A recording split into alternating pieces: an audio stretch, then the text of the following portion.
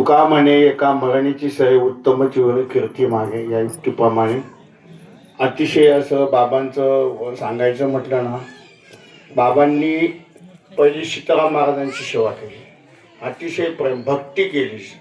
आणि बाबा आणि हरिश्चंद्र बाबा हे दोन्ही सीताराम बाबांचे भक्त आहेत आणि अजूनही त्यांच्याकडे सेवा आहे.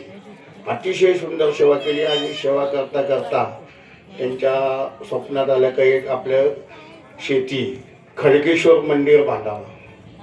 आणि त्यांच्या स्वप्नात आलं का भगवंतांनी त्यांना स्वप्न सांगितलं, सीतारामबाबांनी सांगितलं असेल किंवा कोणी सांगितलं असेल, काही इथाच्या वस्तीवर एक भगवान शंकराचं मंदिर बांधा म्हणून. खडकेश्वर हे मंदिर अतिशय हे एकदम ज्वलत प्रसंग, म्हणजे सांगायचं म्हणजे असे का ह्या मंदिराचं प्रतिष्ठा म्हणजे हे आपण चैतन्य महाराज दिंडी सोहळा ह्या दिवशीच ह्या प्रगट दिन झालं या मंदिराचं. त्यावेळी इथे आम्ही दिंडी सोहळा काढल्यानंतर इथे येत असतो आणि पिंपळीला मुक्काम असल्यामुळं आम्ही ते कीर्तन झाल्यानंतर इथं भजन करीत असतो. थोडं भजन केल्यानंतर अक्षरशः भीमाशंकर भजन मंडळचं भजन चालू असताना इथे अक्षरशः भगवंत आमच्या समोरून इथं असा नाग इथून गेला, सगळ्यांना आम्हाला दर्शन दिलं. म्हणजे असं हे पवित्र स्थान आहे, अतिशय सुंदर पवित्र स्थान आहे. आणि हे बाबांचं फार प्रेम. इथे बाबा श्रावण महिना अखंड सकाळपासून संध्याकाळपर्यंत इथं सगळ्यांना खिचडी प्रसाद वगैरे वाटायला असतात. आणि प्रगतीच्या दिवशी पण ते इथंच अखंड असतात. एवढी बाबांची सेवा, माझ्यावर बाबांचं लय प्रेम होतं. आणि हे बाबांना 3 मुलं आहेत, तिन्ही मुलांनी आणि एक मुलगी, तिन्ही मुलांनी बाबांची चांगली सेवा केली. आणि मुलीने मी प्रत्येक वेळेस बाबांना जे पाहिजे ते अशी सेवा केली. बाबांचं असं सगळ्यांना प्रेम चांगलं होतं.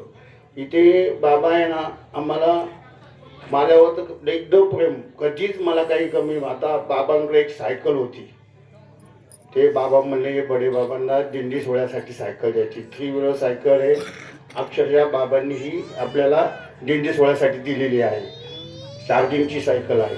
बाबा जे जे काय इच्छा म्हणतात ना, ते मला एकदम त्यांनी एकदम जवळीक मानलेलं आहे.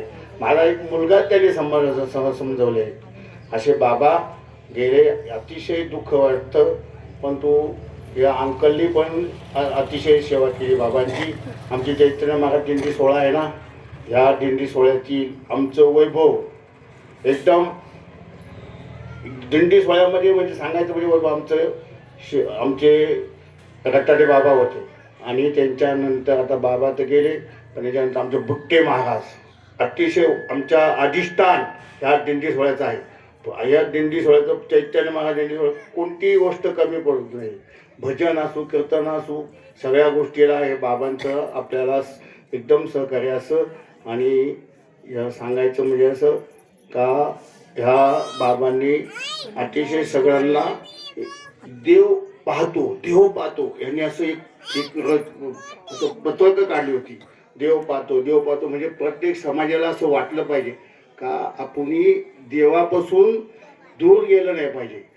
आपण जे काय कर्म करतो ते देव पाहतो असं बाबांचं बरेच अशी पत्रकं आहेत. असं बाबांनी भरपूर चांगलं काम केलं. म्हणून या बाबांच्या 5.5 महिन्यानिमित्त ही सगळी पिंपरीतील पंचक्रोशीतील मंडळी आली. त्यांचंही ह्या अंकलच्या आणि ह्या पिंपरी गावातर्फे सर्वांचा आभार मानतो आणि थांबतो. रामकृष्ण.